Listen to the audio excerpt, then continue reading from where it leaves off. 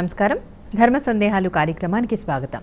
అనునిత్యం ప్రేక్షకులకు ఆధ్యాత్మికపరమైన సందేహాలు కలుగుతూ ఉంటాయి. వాటన్నిటిని నివృత్తి చేసే కార్యక్రమమే ధర్మ సందేహాలు కార్యక్రమం. అలాంటి ఎన్నో సందేహాలను ప్రేక్షకులు ఉత్తరాల ద్వారా, ఈమెయిల్స్ ద్వారా మాకు రాసి పంపిస్తున్నారు. మరి వాటన్నిటికీ సమాధానాల్ని చక్కటి శాస్త్రీయ పరంగా అందిస్తున్నారు ఇక్కడికి వస్తున్న ప్రముఖులు. మరి ఇవాల్టి ధర్మ సందేహాలు కార్యక్రమంలో ధర్మ సందేహాల్ని నివృత్తి చేయడానికి మన ముందున్నారు శతావధాన శేఖర, కాశీ కవి, విద్యావారిధి శ్రీ పాలపర్తి శ్యామలానంద ప్రసాద్ గారు. మరి వారిని అడిగి ఇవాల్టి ధర్మ సందేహాలను నివృత్తి చేసుకుందాం. నమస్కారం గురువుగారు. సమస్త సన్మంగళాని భవంతు. శ్రీమాత్రే నమః. గురుగారు, మొదటి ఉత్తరం చూద్దామండి. ఈ ఉత్తరాన్ని రమణారావు గారు విజయనగరం నుంచి రాస్తున్నారు. మాసికాల రోజున ఇంట్లో నిత్య పూజ చేయవచ్చునా అని అడుగుతున్నారండి. తెలియచేయండి. మాసికాలు అనేవి పితృకార్యాలు, నిత్య పూజలేమో దైవ కార్యాలు. మాసికాలు పెట్టేటువంటి వారు ఆ సంవత్సర సూతకాన్ని కలిగి ఉంటారు. 12 నెలలు వారు 12 మాసికములు, అట్లాగే త్రైపక్షికం, ఓన షాణ్మాసికం ఇవన్నీ కలిపి షోడశం 16 పెట్టిన తర్వాత వారు ఈ సూతకం నుంచి విముక్తులు అవుతారు. కాబట్టి ఈ మాసికాలు పెట్టేటువంటి కర్తలు వారు సంధ్యావందనాదులు తప్పకుండా చేస్తూ ఉండాలి. అవి నిత్యము చేసేటువంటివి. వారు ఆ 10 రోజుల తర్వాత మైల వెళ్ళిన తర్వాత తప్పకుండా సంధ్యావందనాదులు వారి అనుష్ఠానములు అవి వారు చేసుకోవాలి. ఈ మిగిలిన దేవాలయములకు వెళ్ళటం ఇటువంటి వాటికి ఏటి సూతకం అనేది వర్తిస్తుంది. కానీ ఈ నిత్య పూజలకు మాసికం పెట్టబోయే ముందు సంధ్యావందనము అవి మానుకోమని కానీ, సంధ్యావందనం మానుకుని పితృకార్యం చేయమని కానీ మనకు ధర్మశాస్త్రం చెప్పటం లేదు. కాబట్టి తప్పకుండా ఇవి చేసుకుని భక్తి శ్రద్ధలతో పితృదేవతలకు పెట్టేటువంటి మాసికాలకు వారు కూడా సంతోషిస్తారు. అందుకని మానుకుని పెట్టమని అక్కడ చెప్పబడలేదు. తప్పకుండా సంధ్యావందనాదులు చేసి తీరాలి. దేవాలయ దర్శనానికి మాత్రం వెళ్ళొద్దు అంటున్నారు. దేవాలయ దర్శనము, అక్కడ తీర్థ ప్రసాదాలు తీసుకోవడం, అక్కడ అనుష్ఠాన పూజలు చేయించడం అవి చేయకూడదు.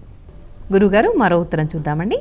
ఈ ఉత్తరాన్ని రాజేశ్వరి గారు బరంపురం, ఒడిషా నుంచి రాస్తున్నారు. పెరటిలో వేప చెట్టు తీసివేస్తే కీడు జరుగుతుందా అని అడుగుతున్నారు. తెలియచేస్తారండి. నమ్మకానికి సంబంధించిన విషయం.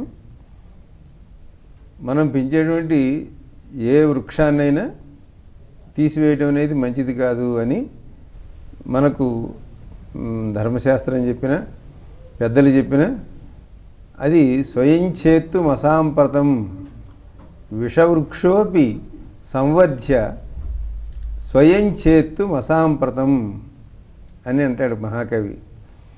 కాబట్టి విషవృక్షాన్నైనా మనం పెంచి మళ్ళీ మనం కొట్టివేయడం అనేది సరైన పద్ధతి కాదు అని అన్నారు. అటువంటిది వేప చెట్టు అమృత వృక్షం. వేప గాలి కానీ, వేప వృక్షంలో ఉండేటువంటి ప్రతి అంశము కూడా, వేప వేరు కానీ, వేప బెరుడు కానీ, వేప ఆకులు కానీ, ఇవన్నీ కూడా మనకు ఎన్నో రకాలుగా ఆరోగ్యాన్ని ప్రసాదించేటువంటివి. కాబట్టి వేప చెట్టుని వీలైనంత వరకు కొట్టివేయకుండా ఉండటం అనేది, కొట్టివేయవలసి వస్తే కొన్ని ప్రత్యేకమైన రోజులు, తిథులు ఇటువంటి వాటిని గమనించి అటువంటిప్పుడు మాత్రమే ఆ చెట్టును కొట్టి ఆ దోషాన్ని తొలగించుకోవాలని, ఒక చెట్టుని కొట్టివేసేటప్పుడు మళ్ళీ మరొక చెట్టుని నాటడం కూడా సత్సంప్రదాయంగా చెప్పబడింది మనకి. ఇది ఇప్పుడు ఏదో ఇది రాజకీయంగా జరిగేటువంటిది కాదు, అనాదిగా మనకు చెప్తున్నటువంటిది. మనం ఒక చెట్టుని కొట్టివేసేటప్పుడు ఆ చెట్టుని ప్రార్థించాలని, ఆ చెట్టు యొక్క అనుమతి తీసుకోవాలని ఇవన్నీ కూడా చెప్పబడ్డాయి.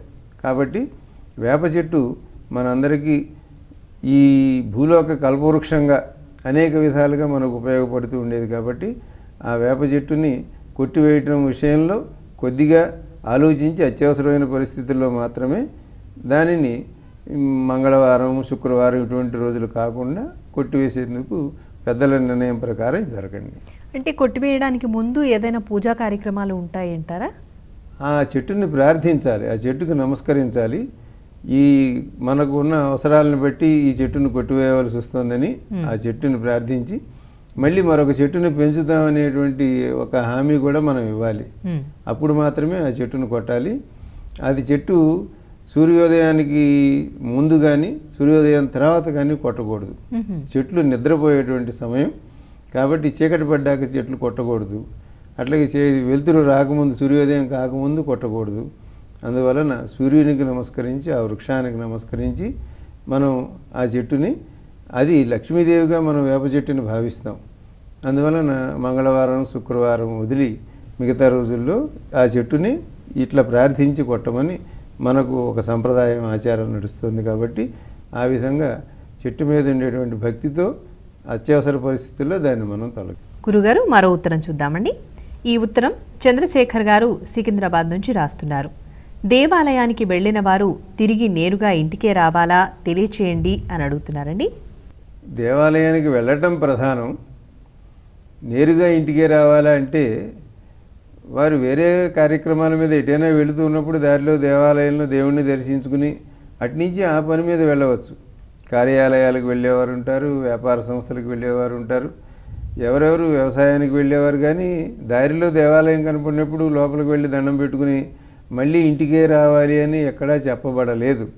కాబట్టి నేను ఆఫీస్కి వెళ్ళేటప్పుడు దారిలో దేవాలయానికి వెళ్తే మళ్ళీ ఇంటికి వెళ్ళాల్సి వస్తుంది కాబట్టి నేను గుడికి వెళ్ళటం మానేస్తానని ఎగ్గొట్టకుండా తప్పకుండా మనం దేవాలయ దర్శనం చేసుకుని ఎక్కడికైనా వెళ్ళవచ్చు, ఇంటికే రావాలని లేదు. ఇట్లా సందేహాలు పెట్టుకుని దేవాలయ దర్శనం మానుకోకండి. తప్పకుండా దేవాలయానికి వెళ్ళండి, దర్శనం చేసుకుని మీ పనులకు మీరు వెళ్ళండి. మామూలుగా ఏదైనా పుణ్యక్షేత్రాలకు వెళ్ళినప్పుడు వేరే వాళ్ళ ఇంటికి వెళ్లకుండా వాళ్ళ స్వగృహానికి వాళ్ళ ఇంటికే రావాలి అని అంటూ ఉంటారు కదండి, ఇది ఎంతవరకు కరెక్ట్ అంటారు? ఇది ప్రత్యేకంగా ఇట్లాగే రావాలని చెప్పబడలేదు. అయితే కొన్ని సందర్భాలలో అంటే అస్థికలు నిమజ్జనం చేయడానికి కానీ, లేకపోతే ఎవరైనా మరణించిన వారి ఇంటికి సంబంధించిన వారు మళ్ళీ పుట్టింటికి వెళ్ళి రావటం, వెళ్లకుండా మరొకరి ఇంటికి వెళ్ళకూడదు, ఇటువంటి నియమాలు ఆ సందర్భంలో ఉన్నాయి తప్ప దేవాలయానికి అంటే కాశీకి వెళ్ళిన వారు మళ్ళీ సరాసరి రామేశ్వరం వెళ్ళటం, అక్కడి నుంచి తెచ్చి ఇక్కడ అభిషేకం చేయటం, ఇక్కడ ఇసుక తీసుకువెళ్ళి అక్కడ వేయటం, ఇటువంటివి మధ్యలో ఎక్కడ ఆటంకం లేకుండా అనుకున్న తీర్థయాత్ర సంపూర్ణంగా జరపడం కోసం ఈ ఏర్పాట్లన్నీ జరిగాయి. ఆ రోజుల్లో కాలినడకన నెలల తరబడి సంవత్సరాల తరబడి తీర్థయాత్రలు జరిగేటువంటి సందర్భం కాబట్టి మళ్ళీ మన ఇంటికే రావటం, ఇంట్లో వాళ్ళందరికీ కనపడటం, అక్కడ ఉండే తీర్థ ప్రసాదాలు వస్తువులు విశేషాలు అందజేయడానికి ఇది ఒక కేంద్రం. పక్షి ఎంత దూరం తిరిగినా మళ్ళీ సాయంకాలానికి గూటికే చేరుతుందని అది ఒక సామెత. అట్లా ఇన్ని క్షేత్రములను దర్శించినటువంటి ఆ ఫలితాన్ని ఇంట్లో వారందరికీ చెప్పడం కానీ ఇంటి బాగోగులు కూడా చూసుకోవటం అనేది మానివేసి సంచారం చేయటం కుదరదు. కాబట్టి వేరే చోట్ల ఆగటం కాకుండా సరాసరి ఇక్కడికి రమ్మని అందుకోసం చెప్పబడింది.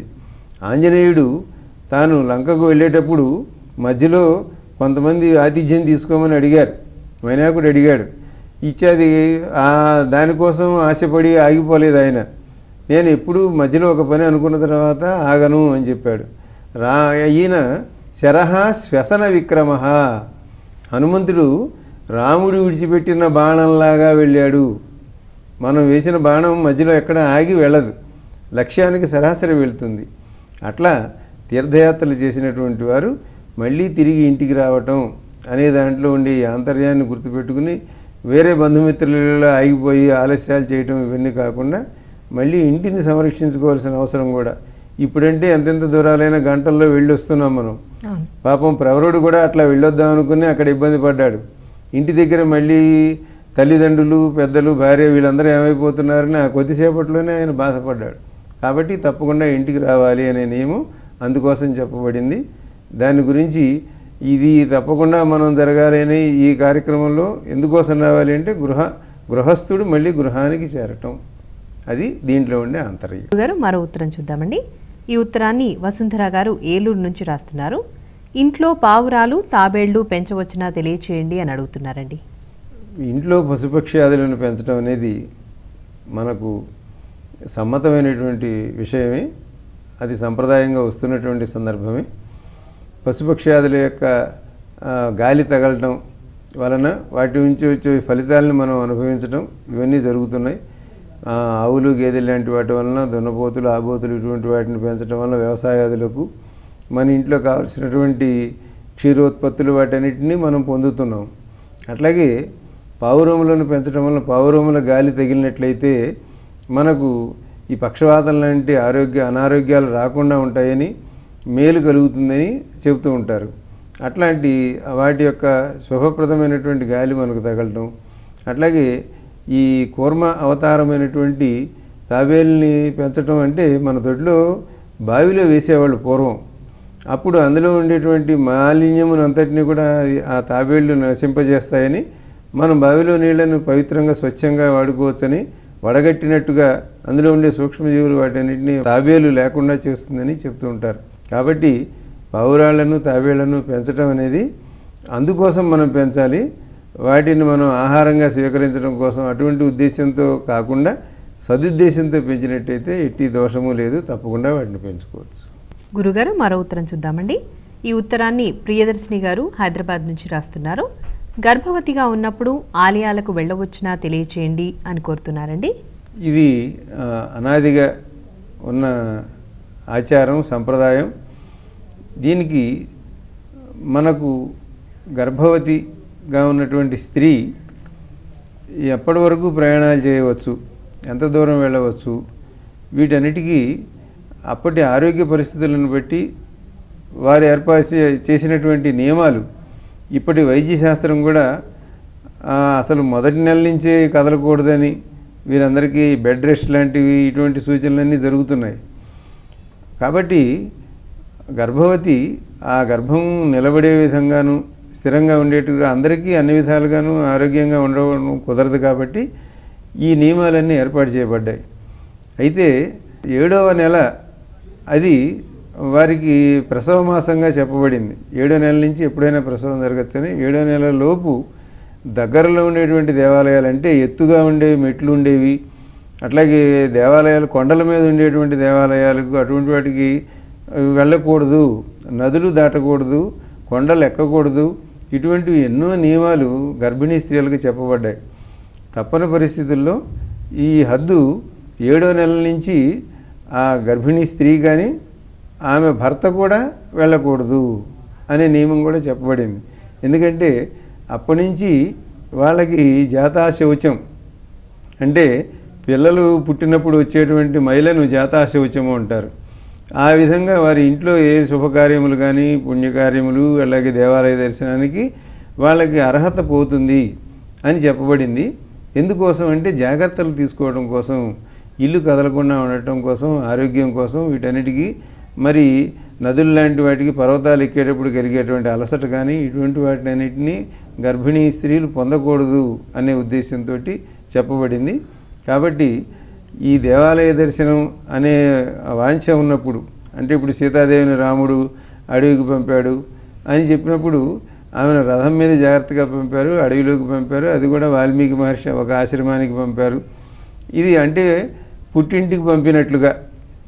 ప్రసవ సమయం వచ్చినప్పుడు 7 నెలల తర్వాత ఎప్పుడు పుట్టింటికి తీసుకెళ్ళి అక్కడ జాగ్రత్తగా చూసుకుంటారు. అట్లాంటి వాటికి పంపడం అనేది ప్రయాణానికి అంగీకార్యం. కానీ ఈ దేవాలయాదులు అంటే పర్వతాలపైన ఉన్నవి, నదుల మధ్యలో ఉన్నటువంటి వాటి దర్శనం అనేది అంత సమ్మతం కాదు. కాబట్టి దాన్ని ధర్మశాస్త్రం అంగీకరించదు. గురుగారు, మరో ఉత్తరం చూద్దామండి. ఈ ఉత్తరాన్ని కోడుమూరు నుండి శాంభవి గారు రాస్తున్నారు. ఇంట్లో చేసే నిత్య పూజలో శంఖాన్ని ఊదవచ్చునా తెలియచేయండి అని కోరుతున్నారండి. ఇంట్లో చేసే నిత్య పూజలో శంఖాన్ని చక్కగా ఊదవచ్చు, తప్పకుండా ఊదవచ్చు. శంఖం ఊదటం అభ్యాసం చేసి శంఖధ్వని ఏ ఇంట్లో రోజు వినపడుతుందో అక్కడికి లక్ష్మీదేవి తప్పకుండా వస్తుంది అని మనకు కల్పములు చెప్పుతూ ఉన్నాయి. కాబట్టి శంఖం ఊదటంలో ఎటువంటి సందేహము అక్కర్లేదు. తీర్థం కోసం ఉపయోగించేటువంటి శంఖం ఒకటి, అట్లాగే ఈ నాదం కోసం ఉపయోగించేటువంటి శంఖాన్ని, శంఖధ్వని అందరికీ సమ్మతమైనది. ఏ దేవతను ఆరాధించినప్పటికీ కూడా శంఖధ్వని వినిపిస్తే ఆ ఇంట్లో ఉండే దారిద్ర్యం పోతుంది అని శంఖం యొక్క వైశిష్ట్యం చెప్పబడింది. కాబట్టి తప్పకుండా శంఖధ్వని నిత్య పూజలో చేయవచ్చు, అందులో ఎటువంటి సందేహము అక్కర్లేదు. గురుగారు, మరో ఉత్తరం చూద్దామండి. ఈ ఉత్తరాన్ని కళ్యాణదుర్గం నుండి సోమనాథ్ గారు రాస్తున్నారు. కలశంపై పెట్టిన కొబ్బరికాయ ఎన్ని రోజులకు మార్చాలి తెలియచేయండి అని కోరుతున్నారండి. కలశ స్థాపన చేసినప్పుడు ఉన్నటువంటి నారికేళం కొబ్బరికాయను ఆ కలశాన్ని ఉద్వాసన చేసే వరకు మళ్ళీ మార్చకుండా ఉంచాలి. దాన్ని పూట మార్చవలసినటువంటి అవసరం లేదు.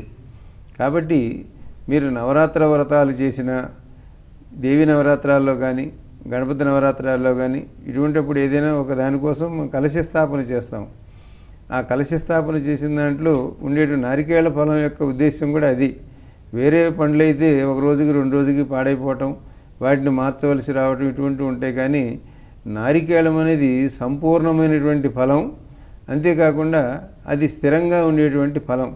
కాబట్టి ఒకసారి మనం కలశ స్థాపన చేసిన తర్వాత అక్కడ నారికేళాన్ని నుంచి దానిపైన వస్త్రము పుష్పాక్షతలు అన్నీ ఉంచిన సమయం నుంచి మళ్ళీ మనం ఆ వ్రతం అనుకున్న సంకల్పం నెరవేరే ఉద్వాసన చెప్పినప్పుడు మాత్రమే కలశోద్వాసనప్పుడు దాన్ని తీయాలి తప్ప మధ్య మధ్యలో మార్చవలసినటువంటి అవసరం లేదు, మార్చకూడదు. గురుగారు, మరో ఉత్తరం చూద్దామండి. ఈ ఉత్తరాన్ని లక్ష్మి గారు కాకినాడ నుంచి రాస్తున్నారు. పూజా మందిరంలోని దేవుళ్ళందరికీ ఒకే నైవేద్యం పెట్టవచ్చునా తెలియచేయండి అని కోరుతున్నారండి.